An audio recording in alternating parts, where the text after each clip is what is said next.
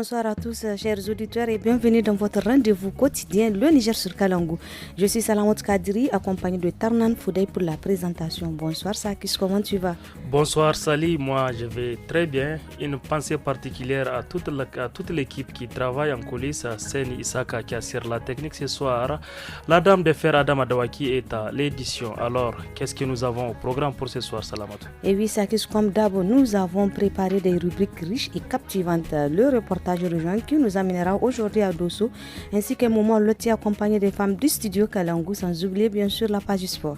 Et oui, Salamatou, pour la partie entretien de ce soir, nous vous proposons une immersion au centre de santé intégré de Yamma, situé dans le département de la région de Tawa. Nous aurons le plaisir d'échanger avec son responsable, Dr Saleh Dodo Amadou.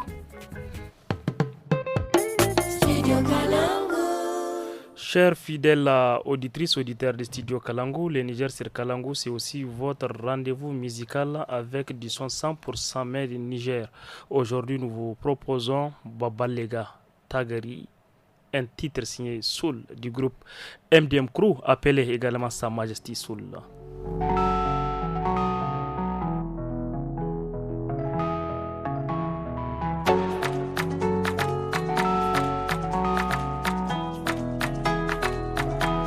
Wanda ya yi kamata, ya yi ka arziki. Wanda ya yi kamata, ya yi ka jin daɗin duniya. Wanda ya yi kamata, ya yi ka rayuwa. Wanda ya yi kamata, ya yi ka kwanciyar hankali. Allah ka bamu mata na gida, Allah ka bamu mata na gari, Allah ka bamu mata na gida, Allah ka bamu mata na gari. Ni na ji daɗin aure, mata ta ga kulawa ga tsafta. Ni na ji daɗin aure, cikin gida kai ne malam mai sarauta. Inde kana da aure sai ka ji rayuwa ka ta canza. Malam kana da aure za ka sha tarbo cikin fara'a. Oh no, Allah ka bamu mata na gida, Allah ka bamu mata na gari, gari mai tsoron ka. Chers auditeurs, Boban Lega Tagari, interprété par l'artiste Soul du MDM Crew, cette chanson met en lumière les qualités et le rôle essentiel d'une femme au foyer. Effectivement, Salamatou Soul du MDM Crew, il est bon de souligner que Soul et son frère biologique Zap, que moi j'aimerais appeler toujours Zadero Barké, qui sont tous les deux frères Barké. Ils constituent leur groupe MDM Crew qui veut dire méthode de la morale. Aujourd'hui, ce duo est l'un des groupes de rap les plus populaires auprès de la jeunesse nigérienne, y compris toi et moi, parce que tu bouges là.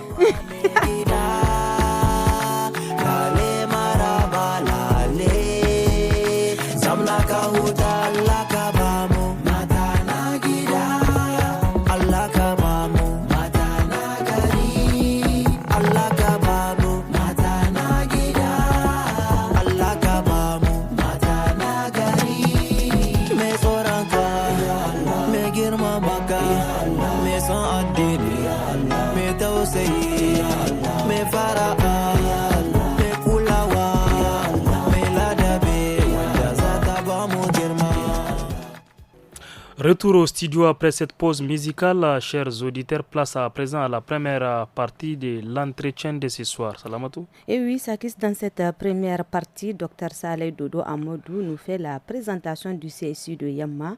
Il nous parle de la couverture sanitaire, la fréquentation du CSU et les accouchements. Et le micro de Adam Adawaki.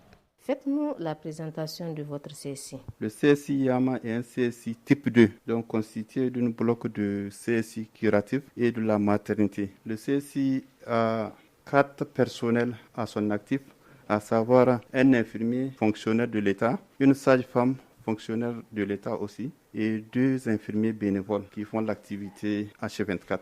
En ce qui concerne la population de l'aire de santé, le CSI couvre une population de 32 048 habitants, répartis comme suit. Sur une rayon 0,5, nous avons 13 247 habitants. Et sur une rayon 6-15 km, nous avons 8 662 et une population sur une rayon de plus de 15 km qui s'élève à 10 132 habitants, ce qui donne un total de 32 048. En ce qui concerne la population par catégorie, il y a les femmes en âge de procréer pour la PF qui s'élève à 6 666 habitants et les grossesses attendues 1688. Comment se présente la couverture sanitaire? Nous avons une bonne couverture sanitaire qui s'élève à jusqu'à environ 96%. 2 cases de santé fonctionnelles occupées par des infirmiers qualifiés. Et nous avons 6 matrones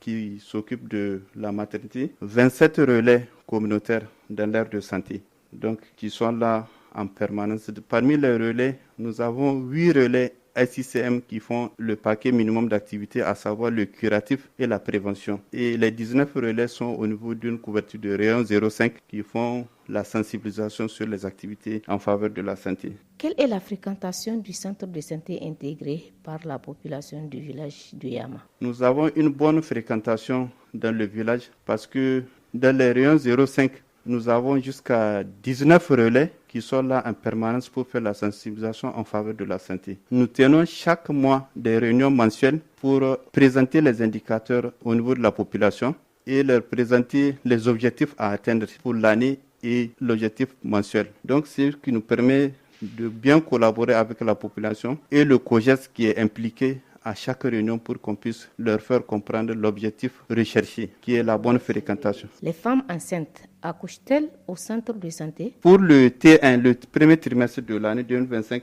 un taux d'accouchement de 58,33%. Donc, c'est bon pour le T1. Au niveau du rayon 0,5, toutes les femmes accouchent au niveau du service. Nous n'avons pas des accouchements à domicile. Donc, les relais sont là, les matrones sont là pour vraiment accompagner les femmes enceintes. Elles respectent le carnet vaccinal de l'accouchement, de la grossesse? En ce qui concerne la CPN, donc les femmes respectent vraiment la fréquentation. Parce qu'à chaque passage pour le premier contact, à savoir la CPN 1, on essaie d'informer à la femme le rendez-vous, que chaque mois elle doit se présenter au service de santé pour qu'on puisse examiner et elle et le bébé. Il y a des produits qu'on donne à la femme, à savoir le TPI, la sulfadoxine, pour prévenir vraiment une éventuelle maladie. Et le fer qu'on donne pour prévenir la carence en fer. Nous avons à notre actif une ambulance disponible que l'État nous a dotée. Donc l'ambulance est disponible et en bon état. Vraiment, l'ambulance nous permet d'évacuer les cas qui dépassent notre compétence. Toute femme qui vient ou tout malade qu'on ne peut pas prendre en charge ici, on essaie de le référer au niveau de l'HD d'Ilela pour une prise en charge. Donc vraiment, la disponibilité de l'ambulance, c'est un atout. Parce que l'ambulance qu'on a couvre jusqu'à 6 CSI ici, donc 6 villages dans la zone.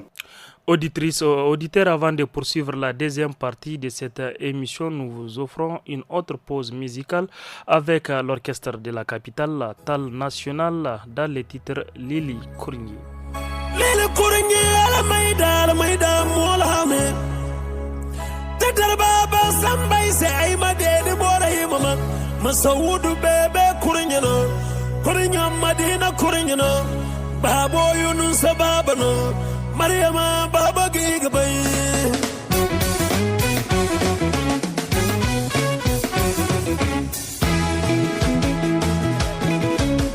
Allah sira yigatanga ino du kay daga du wala gogama Allah sira geri dayno kurkula macedanga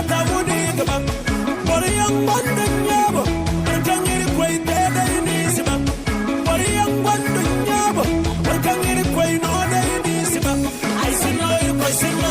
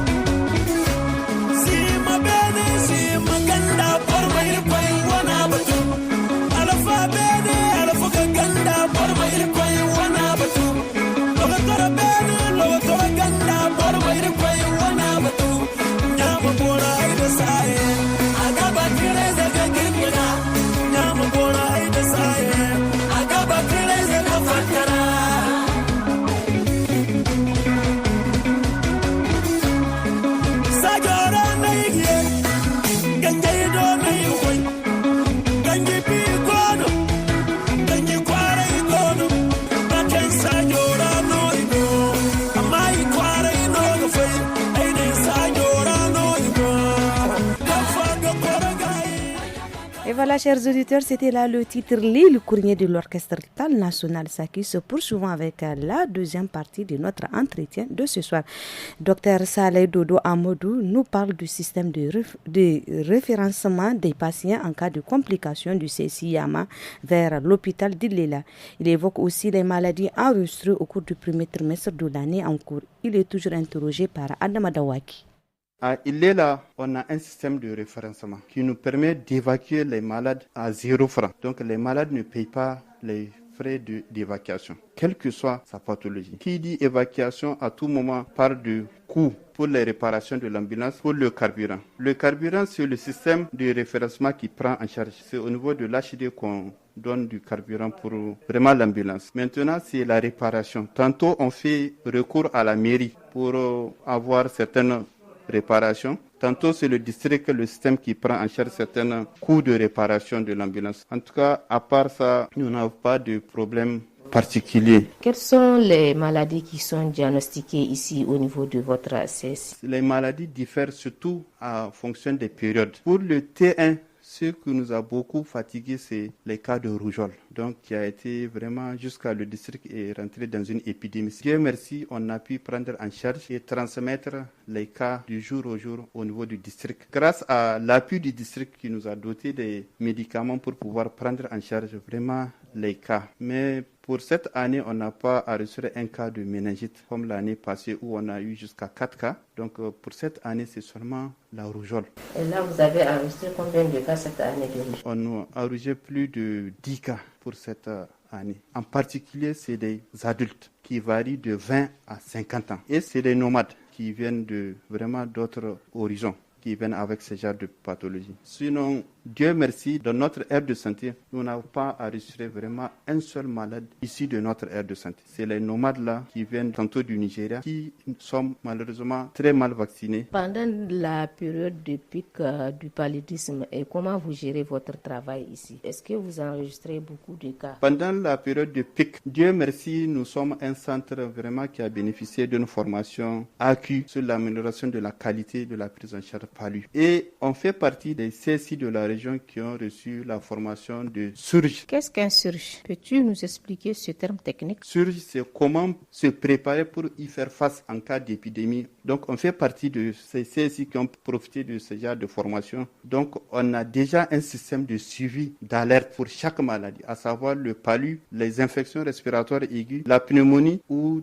toute autre maladie qui peuvent surgir. Déjà, en début d'année, on fait la citation de l'année passée, tout ce qu'on a eu comme événement, ce qui nous permet de préparer l'année en cours. Et on prépare des documents signés par des gens qui vont prendre des engagements, à savoir si c'est la mairie au niveau du district ou un partenaire ou même de la collectivité en cas de pic qui va nous aider pour ce qu'on a besoin. C'est un système qui doit être enclenché quand il y a l'épidémie. Et dès que le système d'alarme baisse, on désactive plutôt cette activité. L'année est répartie en 4 trimestres, T1, T2, T3, T4. T1 concerne le mois de janvier, février, mars. C'est ça le premier trimestre. De janvier à aujourd'hui, vous avez enregistré combien de cas de maladies respiratoires? Pour le T1, on peut estimer avoir environ plus de 60 cas de pneumonie. Sur le tableau de bord, c'est affiché, qui sont pris en charge ici, conformément au protocole national de prise en charge des maladies. Et là aussi, la prise en charge de la malnutrition, je vous ai trouvé en pleine activité par rapport à ça.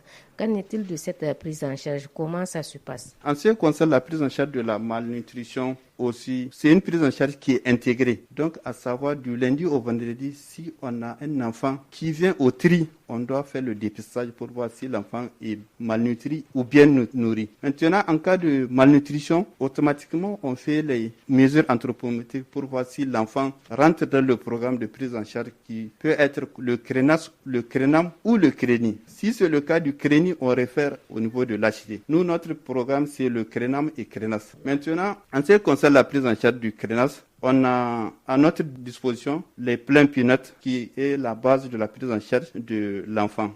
Et si c'est un enfant qui est dans le programme CRENAM, on a aussi les supplémentaires qu'on donne à la maman pour pouvoir accompagner l'enfant jusqu'à guérison. Est-ce que les femmes adhèrent, elles collaborent jusqu'à la guérison de leurs enfants? Oui. Comme je vous l'ai dit au début, on a des relais disponibles. En cas d'absence d'une maman, donc les relais sont là pour chercher les cas de perdu de vue, pour savoir les raisons qui ont motivé cette absence, qui peut être due à des problèmes familiaux ou bien vraiment la distance, parce qu'on a une aire de santé de plus de 15 km. Donc il y a des mamans qui peuvent vraiment ne pas répondre chaque semaine pour la prise en charge. Est-ce que ça peut avoir un impact sur le traitement? Oui, parce que l'enfant est suivi chaque semaine. Et la prise en charge qu'on donne, à savoir le plein pilote, c'est pour la semaine, en fonction du poids de l'enfant. Ça veut dire que si la maman n'est pas présente la semaine prochaine, ça aura un impact sur l'enfant. C'est un aliment thérapeutique. Donc c'est un aliment qui comble la malnutrition et ça traite aussi beaucoup de pathologies chez l'enfant. On a des crieurs qu'on met en actif aussi si on a besoin de sensibiliser sur certaines maladies. On essaie d'impliquer les crieurs et les relais sont là pour la recherche des perdus de vie. Vraiment, pour la population de Yama, c'est un coup de chapeau parce que vraiment il y a une bonne collaboration. Les chefs du village sont là présents à chaque fois qu'on les sollicite pour quelques difficultés. Et vraiment, je remercie la diaspora de Yama parce que c'est un atout pour nous et ils contribuent vraiment pour toute activité qui nécessite un coût. Donc dès qu'on fait appel à eux, ils essaient de vraiment solliciter les besoins. Vous avez des questions pour l'équipe de la rédaction de Studio Kalangu? La rédaction vous répond. Posez toutes vos questions sur le travail des journalistes de Kalangu. Sur une actualité diffusée sur Kalangu, n'hésitez pas à laisser vos questions en français, en Hausa, en Fulfulde, en Tamashek et en Zarma sur notre numéro WhatsApp qui est le 80 06 88 54. Studio Kalangu au rythme du Niger. Chers auditeurs, place à présent à la rubrique hebdomadaire environnement de ce mercredi 28 mai 2025. Oui, Salamatou, à ce niveau, nous allons parler du projet agro qui a été lancé à Niamey et à Maradi, des plateformes pour transformer les déchets organiques en compost afin d'améliorer la fertilité du sol, disons. Dr Bacharo Bodo, co-coordinateur du projet, a présenté les objectifs et enjeux de cette démarche lors du lancement des activités à Niamey. Il était au micro de Asmana China.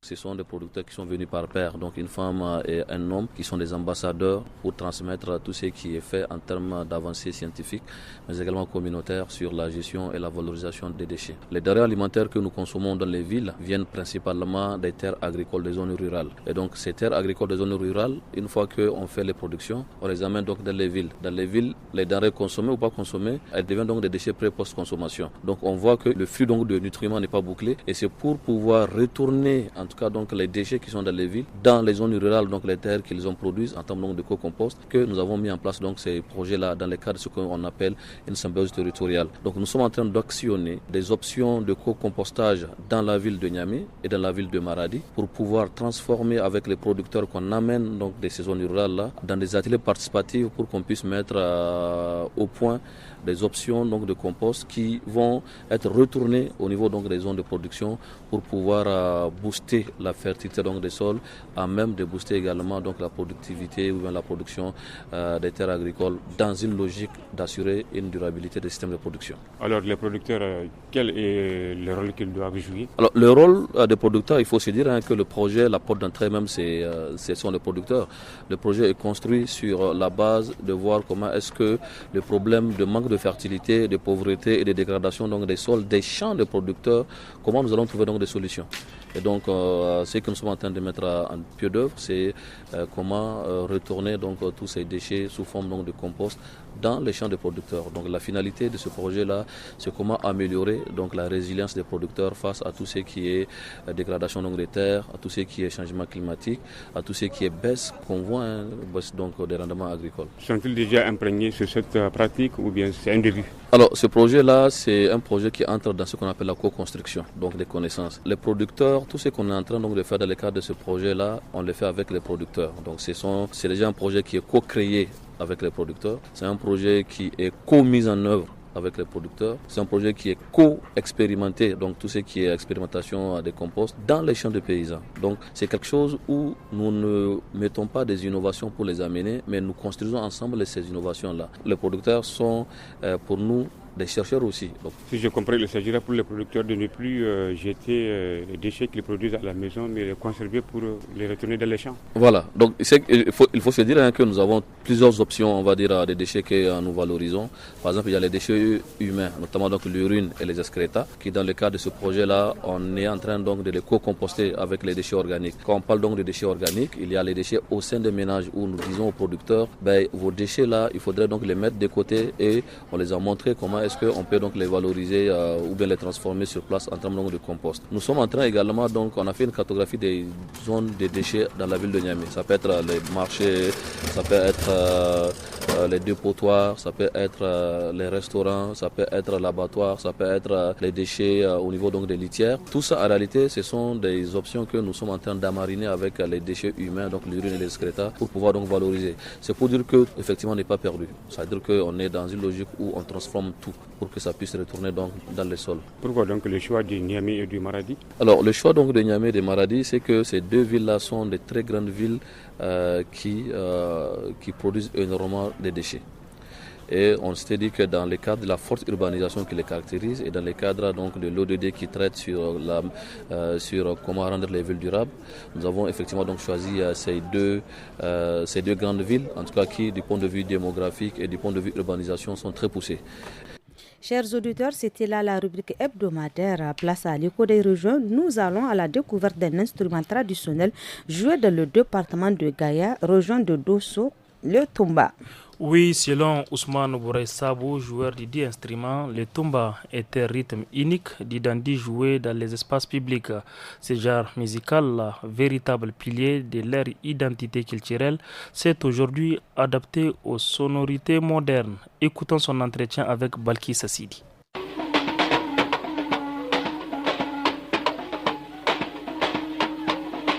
Tumbao a asulo konkombano igani.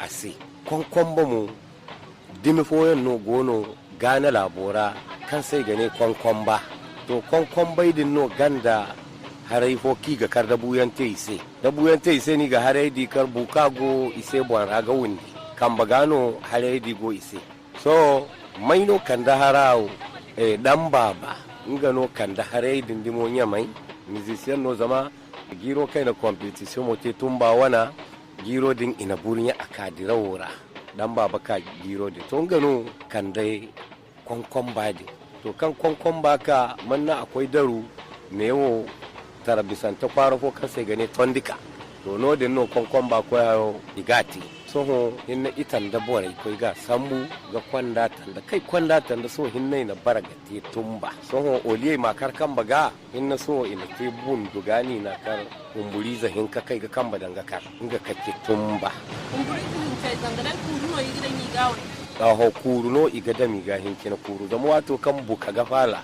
buka kuru bumboni ga faiga to so buka sifala da musaji almanno son girmar ga kenan kan kumba da konkomba ka hayo dan dora ka to so lalle akalla dai ai ga hinga ne aga to giri wai taki kumba da so halka so wai ginai follan kai ni ko ga karda wala dai barmayanti o to barmayanti zama wato bunduno iga jabu kalama te humburu fa son imakuru dangaga to so bine wodi o sino to nono igadu ga fabrike ka ti ba to kai ga humburu te diga imaka huru dangaga ga bulon yanda ga kan ga gai so wato wana diwo tumba do hara mai kiboy ginai fallan kai no zama ifo se wato tumba isa bai da kala goge no wato gitar sanni sino wato tumba me hinkadin no da dondon da goge kaddono kwa ngai dai no ga dirawo to so ndi mo fere ka hay ba kan gara so wallahi ayo tumba zai furara ayo ga dono no aran ga hada din sai do da kan aran to dono fo kan tema tumba da to dono kan tema dai kuna borkul ga makan kwaya go gazan kaiwi wala moy mane marfa do no ndinga bumbo do na di goge ne wallahi mai nan sai tumba sintina goge no don ku goge tumbo aga kanun da gitar wala daino to wato da borga ba makaforu kulu program no ni ga ha director MGC do han filana ga bai makaforu zaro rai min ma hanto sata filana go banga makaforu dinin hanto waran Kano wai ta kino kura yanno ya diga MG sa dai asiti ina sale ka ga igomo dan ga yadin asiga tebo lalle mo nodin kaki nan kan jeunesse so himi ma charko bai bi hauru ran me jande janno ine to nan godi sino asini kate imane a jeunesse so ma keri gaye otal wodin askanu a gi tarbiye marai so nodin na ga gaye ya diga tarbiye ga sardayo MG sai borga hin gini wanda candi da mu koy aran mo gorga horo gomdo daran farga madde giro disi karaton basata wai kindi ko dewo ga faro kan imar giro din irkoy non na zamandi ai ka premi to ida bene wana ke e ka ngai competition mo gol fonara te kan zamu lutte contre la corruption ngane nga kaki ya bismillah rabbana allah sarki jalla Allah taimaka ma bayan ka mutanen ni.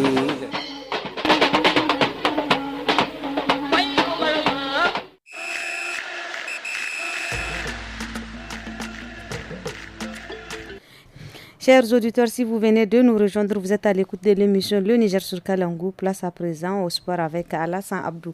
Bonsoir Alassane. Bonsoir Salamatou, bonsoir Tarnan. Bonsoir.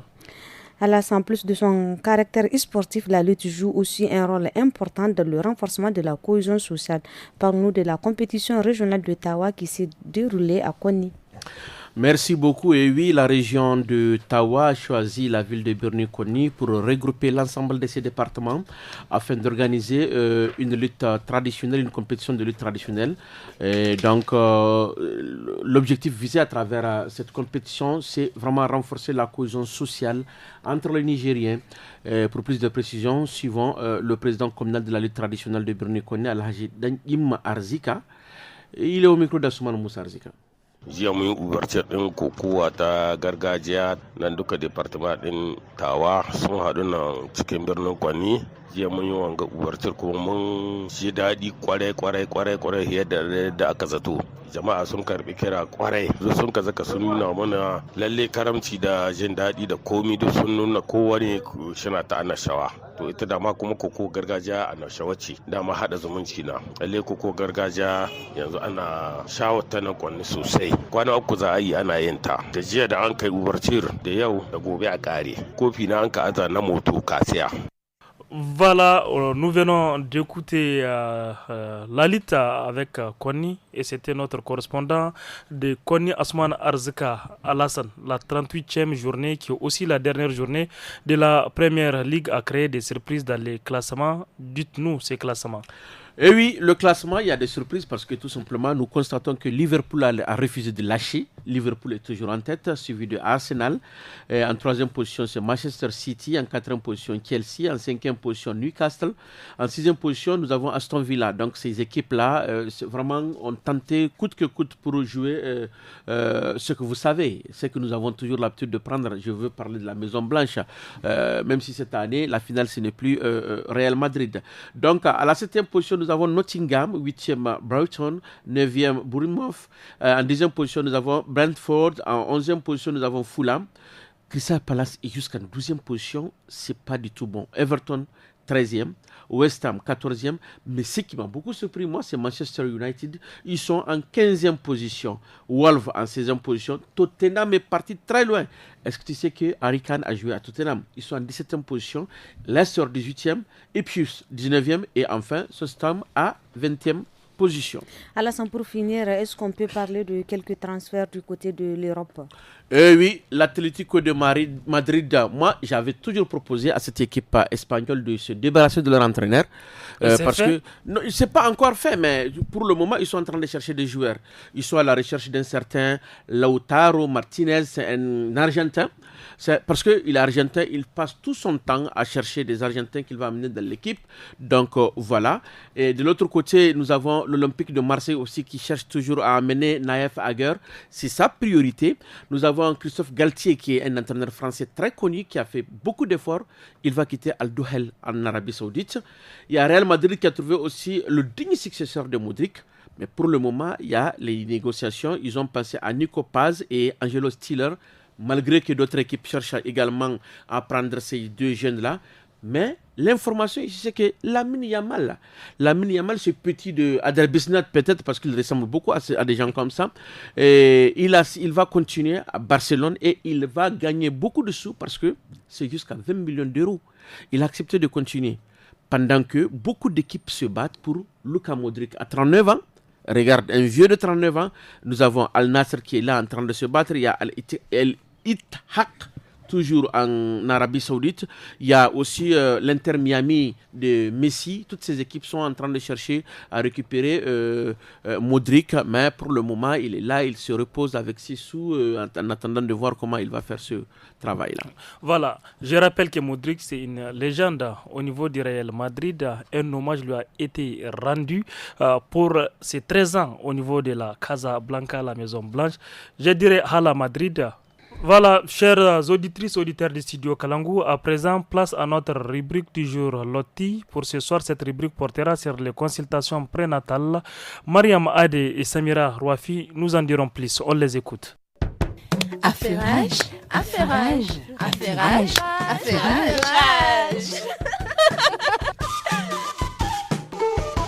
Assalamu alaikum. Bonjour Ramou. Wa alaikum assalam Balki, comment tu vas? Je vais bien et la famille? Tout le monde se porte à merveille. Les enfants sont partis en vacances chez leurs grands-parents et leur papa est parti au travail. C'est pourquoi la maison est si calme. Je comprends beaucoup, mais pourquoi tu es si sereine? Ah bien sûr, il faut de temps à autre se reposer, ce qui n'est pas chose facile avec les enfants. Mais tu le sauras très bientôt. Comment ça se passe l'évolution de ta grossesse? Dieu merci, ça avance bien. C'est juste que dernièrement, j'ai l'impression que mon bébé ne bouge pas assez. Comment ça? Est-ce que c'est les médecins qui t'ont dit ça? J'espère que tu es partie te faire consulter. Ah, mais c'est à toi que je m'adresse, non? En fait, je sais même pas comment te l'expliquer. Tu vas te décider à parler ou bien? Je n'ai jamais été en consultation. Ah, tu peux répéter? Je crois que je n'ai pas bien entendu. Qu'est-ce que tu me dis là? Je n'ai fait aucune consultation. En somme, je n'ai jamais vu le docteur depuis que je suis enceinte. Non, tu dis ça pour me taquiner, j'espère. C'est la vérité, ma copine. Depuis que j'ai fait le test de grossesse, je ne suis pas allée voir un médecin. Et je peux savoir quelle est la raison? Parce que mon mari refuse que j'y aille. Non, je te crois pas. Pourquoi te mentir? Au début, il disait qu'il ne voulait pas d'un gynécologue homme. Et lorsque j'ai pu trouver une femme, il a catégoriquement refusé. Je ne pense pas si toi et ton mari mesurent l'ampleur de votre acte. Je n'ai pas d'autre choix. Je ne peux que suivre ses ordres. Donc tu vas suivre ses ordres même si cela peut te mettre en danger et mettre en danger la vie de ton enfant? Comment ça mettre nos vies en danger? Oui, comme tu l'as entendu. Ne sais-tu pas que les consultations prénatales ont une importance capitale? Explique-moi, ma copine. C'est avec les consultations que l'on fait le suivi de l'évolution de ta grossesse. Avec ces mêmes consultations, on suit l'évolution de ta santé et celle de ton enfant, sans oublier que c'est grâce à ces consultations qu'on arrive à prévenir les complications qui peuvent survenir lors de l'accouchement. Aïe, tout ça? Oui, les femmes enceintes doivent être régulièrement consultées afin d'éviter certaines complications telles que l'anémie, le paludisme, et c'est grâce aux consultations que l'on prévient la transmission mère-enfant du VIH et beaucoup d'autres maladies. Et ces consultations se font souvent chaque mois ou bien chaque 3 mois selon les médecins. Je comprends mieux ton inquiétude. Je me rends compte de notre erreur. Il ne suffit pas de comprendre, mais de réparer. Tu dois immédiatement te rendre en consultation. Même après ton accouchement, tu dois aller faire les consultations postnatales pour le bien-être du bébé. Même après l'accouchement? Oui, il est très important de suivre l'enfant afin de respecter le carnet vaccinal et aussi suivre l'évolution de l'enfant afin de prévenir la malnutrition et plusieurs autres maladies infantiles. Merci pour ces éclaircissements, ma copine. Je m'en vais de ne pas convaincre mon mari de me laisser y aller. Je t'en prie, c'est la moindre des choses, ma chérie. Et voilà, chers auditeurs, nous sommes à la fin de cette édition de votre émission Le Niger sur Kalangu. Au micro, c'était Tarnan Foudey et moi-même Salamot Kadiri. À la technique, Seni Isaka a assuré la supervision, le chef d'édition de cette émission, c'était Adama Dawaki. Bye bye.